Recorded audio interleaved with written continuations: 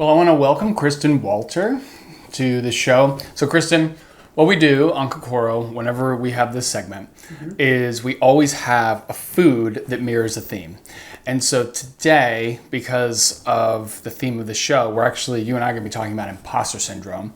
I decided that I was going to make California rolls because I think for a lot of real sushi eaters, California rolls are considered fake, although they can be very, very good. So I made these for you. I thought, let's start with one, and then we can dive in to the imposter syndrome. Sure. So the imposters of sushi. Are you ready to Absolutely. Ready to roll? Let's try it. All right, so cheers. That's actually not too bad, all considering. First of all, let's just begin by you telling us a little bit about your background, what you've done. My major in college was vocal performance, and then I changed to education because I really liked thinking about how sound was made. Graduated, started teaching, was in education for 20 years. But from that, and this is sort of where my career starts to jump a bit. I was at a school that just really believed in excellence for not only children and all children, measuring growth for everyone, but for the adults as well.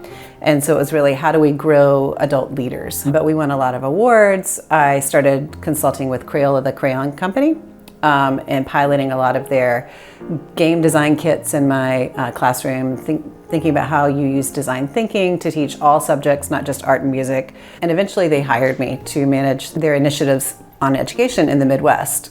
So we relocated to this area outside of Chicago. Then decided that I was already working really heavily in literacy through the lens of how can the arts help improve reading. So just most recently took a job as an executive director of a nonprofit that puts books in the home by mailing books home to children and partnering with schools and districts and other organizations where kids might not have access to books in their house. So you're a CEO now. I am, yeah. Okay.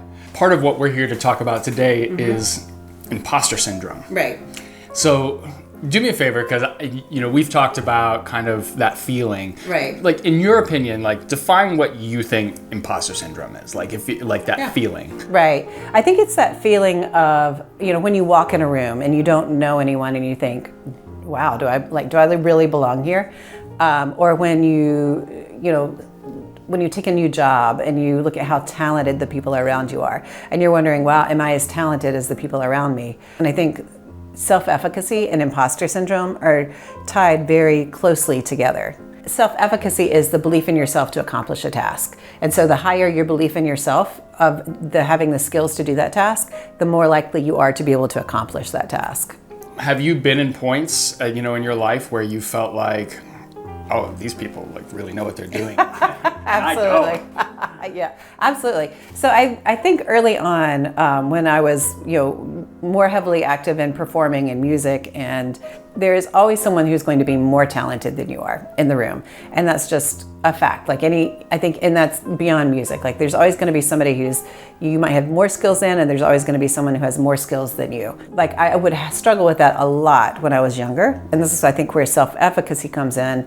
I really felt like I didn't have the skills to manage a budget. And that was the thing that blocked me from thinking about my career path, was my belief that I couldn't do math.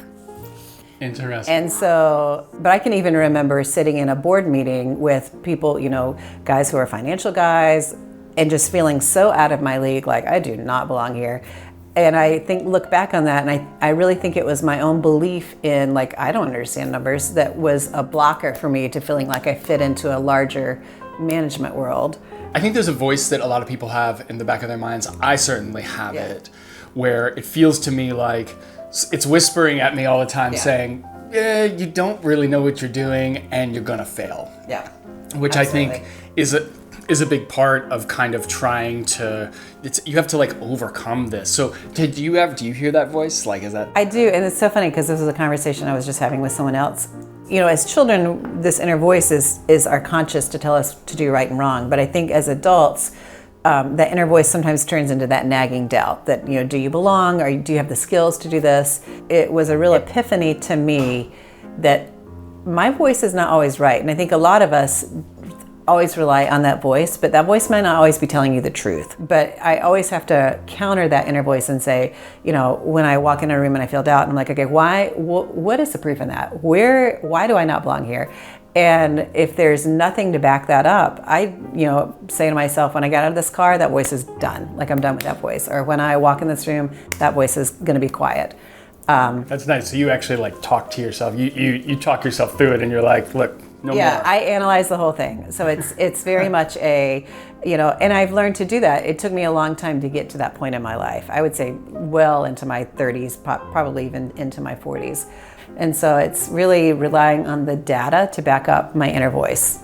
It helps me know if that's the right thing to listen to or not. If there was one thing you could tell someone who was really struggling with feeling like they weren't the right person for this role, this job, whatever it was that they were doing, what's the one thing you would say to help them overcome that? I think it's really just relying on the data to back up your inner voice and the facts around you, not letting opinion and not letting, even your own opinion keep you back from doing something because you feel like you can't do it. Like, look at the people who are doing it already. How well how do you align with what they're doing? Do you have those skills? And I think when we look at it through a very real lens, you find you have more skills than you think you have.